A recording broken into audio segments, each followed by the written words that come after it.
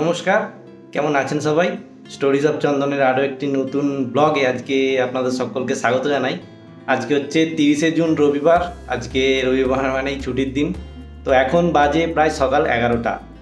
তো 11টার কিছু বেশি হবে। আমি সকাল থেকে উঠে একটু কাজ টাজ করে, মানে আজকে ঘুম থেকে উঠতে একটু দেরি হয়ে গেছে, কারণ আজকে রবিবার, কোনো কাজ নেই। কালকে শনিবার ছিল, কালকে আমি আমার মোটামুটি বেশিরভাগ কাজ সেরে ফেলেছি, মানে জামা কাপড় কাচা বা আরও যেসব কাজ ছোটোখাটো থাকে আর কি।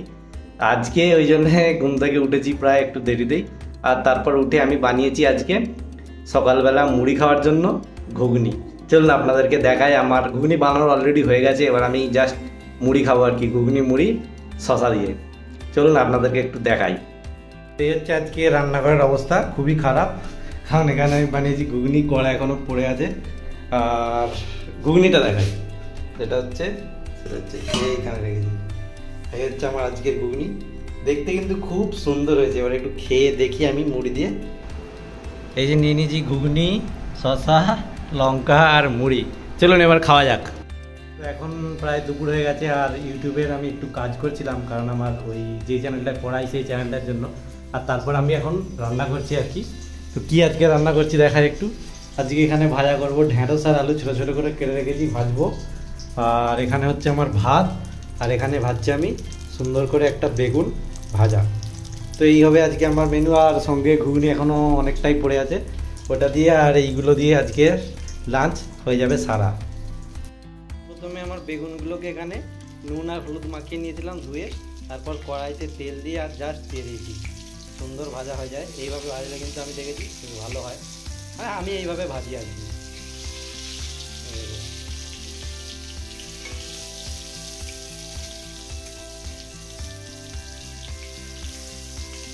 এক পিঠ প্রায় ভাজা হয়েই গেছে, আর এক পিঠ ভাজলেই হয়ে যাবে।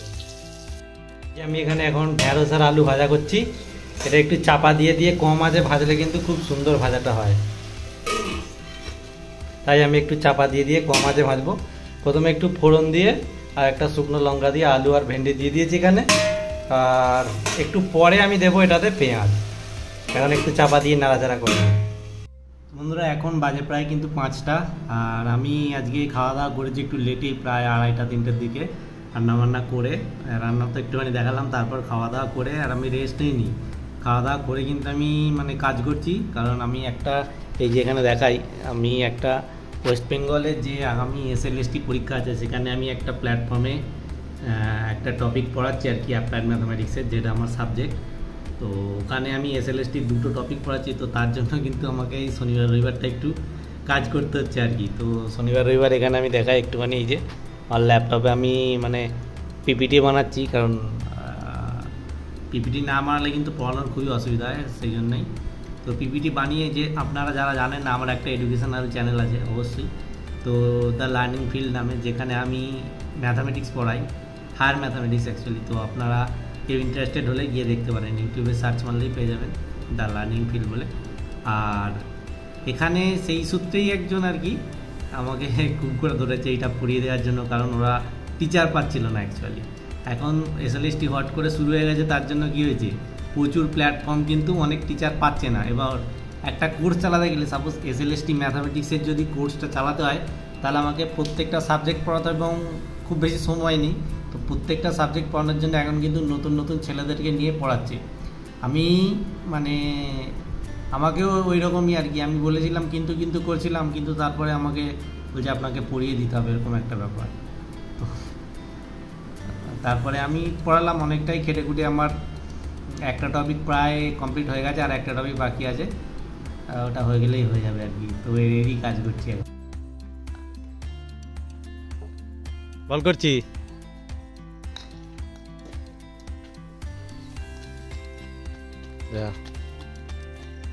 বাচ্চাটাকে বল করতে হচ্ছে, ওইখানে বল খেলবে, আমাকে বল করাচ্ছে দিয়ে।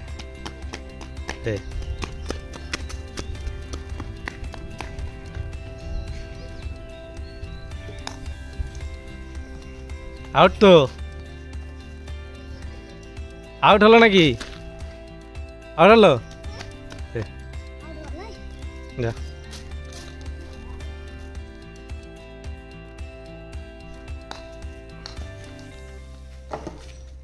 মারতেই তো পারলি না।